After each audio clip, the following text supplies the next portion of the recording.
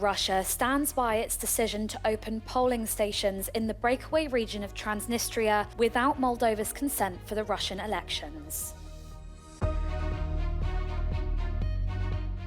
Haiti's Prime Minister has resigned under international pressure.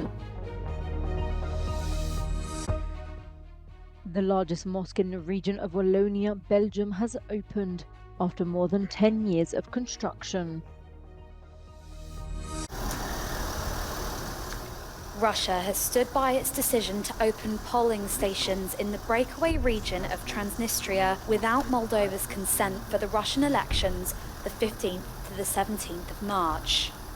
Statul Republica Moldova acționează acolo unde poate să controleze mediul și corespunzător nu vom admite să fie încălcări pe teritoriul controlat de autoritățile constituționale. În rest, așa cum am spus, nota de protest a fost înaintată ambasadorului Vasnetsov și, încă o dată, repet, toată lumea trebuie să respecte statul Republica Moldova și, prin aceasta, cetățenii Republicii Moldova. The Russian ambassador said Russian diplomacy would respect the right to vote of all Russian citizens it considers to be living in Transnistria. Огромное количество обращений поступило в Центральную избирательную комиссию Российской Федерации, в Министерство иностранных дел Российской Федерации, в посольство тоже, с просьбой обеспечить законное право на волеизъявление.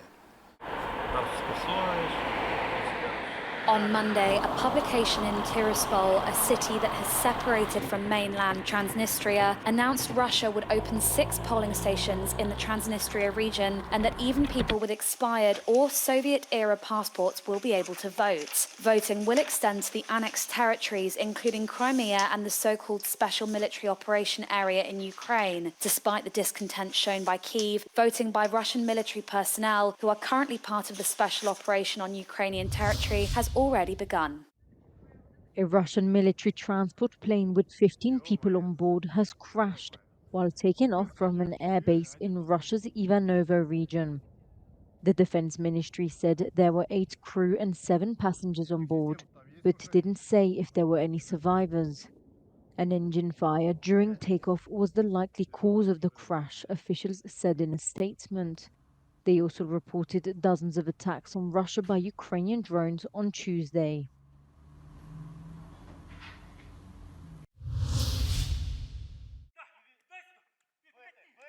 From the battlefield to the football pitch. For most of these amputee players who've joined Ukraine's first football club for veterans with amputations, the game has become their therapy. After suffering the worst injuries in the most ferocious frontline battles, today they've found a way to ease their pain, not just physical but also emotional. That's exactly what playing football has done to Valentin, as well as to other players. We met them during one of their 2-hour-long training sessions. You could feel some different emotions, but for me I think that always football was kind of therapy. You know, when I could relax, when I could, regenerate my mind, and I could just forget about anything, just playing football, just concentrate on the thing which I love. Even for the football coach, this experience is a first. He has never trained such a team before, and he finds it an extremely fulfilling experience. То для мене, звичайно, що краще ті, хто мають хлопці ампутації, тому що це корисніше для них, і це ти можеш бути корисним, крім фізичного, а ще й психологічно для них. But it's not just for fun.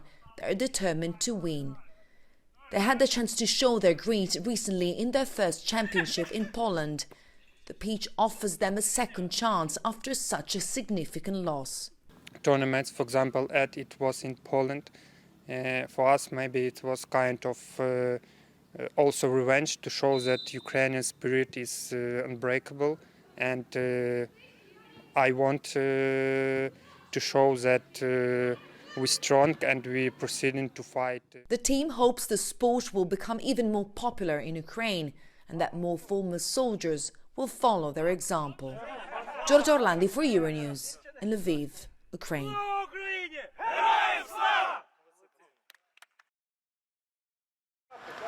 Online influencer Andrew Tate and his brother have been detained in Romania by a UK arrest warrant. They were detained on allegations of sexual offences in the UK dating back to between 2012 and 2015. Andrew and Tristan, who have both British and US nationality, live in Romania. They are already charged in a separate case with rape, human trafficking and forming a criminal gang to sexually exploit women. They were arrested near Bucharest in December 2022 and have already been under house arrest and served time in prison.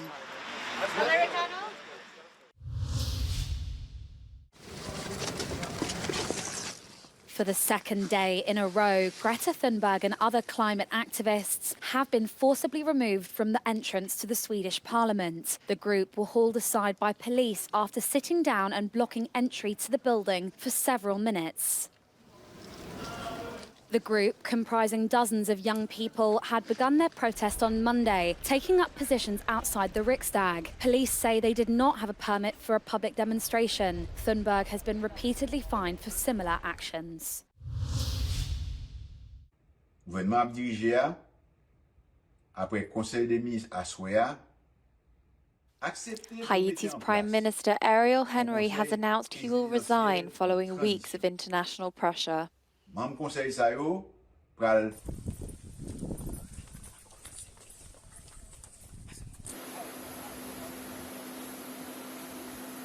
He made the announcement hours after officials from the Caribbean and the US met to discuss a solution to Haiti's crisis. For your leadership today, but thank you for your leadership every day.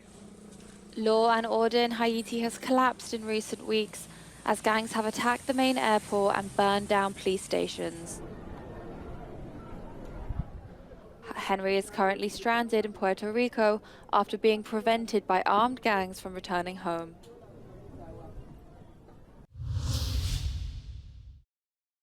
Ahead of the Eurovision Song Contest in May, the Swedish city of Malmo has declared war on rats. Specially trained dogs and ferrets are being used to hunt the rodents. The plan is to send ferrets deep down underground and drive the rats out to waiting dogs.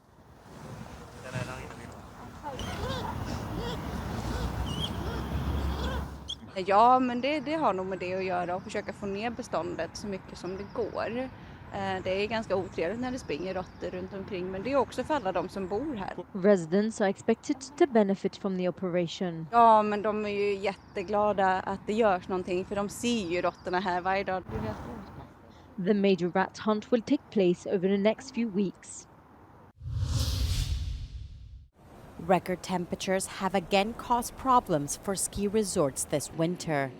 In a ski Austrian resort, diggers are removing remaining snow from ski slopes to welcome summer sports enthusiasts. Unser Skibetrieb ist früher vorbei als erwartet. Deswegen sind schon unsere Trailbauteams auf den Pisten und schaufeln die Trails aus, dass wir mit Mountainbiken starten können. Eine der möglichen Lösungen ist Sommersport. Bei schlechter Schneelage benutzen bereits im März Mountainbiker die Pisten von St. Corona am Wechsel. Andere Aktivitäten sind Sommerrodeln oder Wandern. Mittlerweile generiert das kleine Skigebiet mehr Geld durch Sommer- als Wintersport. The EU co-founded the Transtat project that connects 9 resorts from Europe that are testing various forms of solutions to combat climate change. Wir hoffen, dass wir durch den Austausch mit den anderen Skigebieten Dinge lernen, die wir so noch nicht am Schirm haben. However, it is not just the lack of snow that is being analyzed. Rising property prices due to tourists buying vacation homes is also an issue. In 2 years' time, Transtat will publish a guideline for livable and climate-ready winter sports destinations. Johannes Pleschberger, Euronews. Double the annual rate of energy renovation of buildings and creating jobs. This is the aim of a new EU directive adopted on Tuesday by the European Parliament. Lawmakers adopted the Energy Performance of Buildings Directive, the last and most controversial of 3 reforms in the energy sector. 370 MEPs voted in favour, 199 voted against, with 46 abstentions. The law is supposed to play an important role on the way towards climate neutrality by 2050. We can't do that tomorrow. We do it in bite-sized chunks.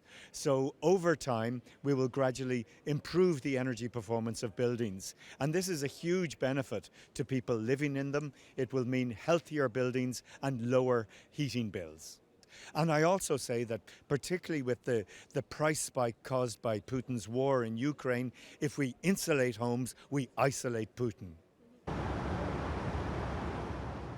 The initial proposal by the European Commission caused outrage in some quarters, in particular the German delegation of the right-wing EPP. It envisaged mandatory renovations of residential properties to improve energy efficiency, sparking worries homeowners would be burdened with high, possibly unaffordable costs. This has been worked around, but prominent German EPP lawmakers are still not enamoured by the directive, accusing the EU of micromanagement.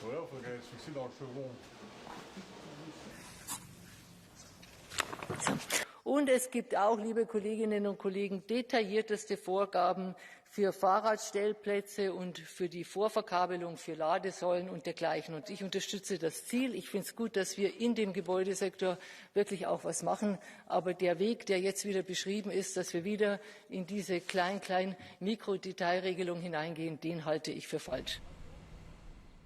Buildings are responsible for around 40% of energy consumption and more than a third of greenhouse gas emissions in the 27 EU member states. Apart from buildings, directives on renewable energies and on energy efficiency were updated in the so-named new EU package.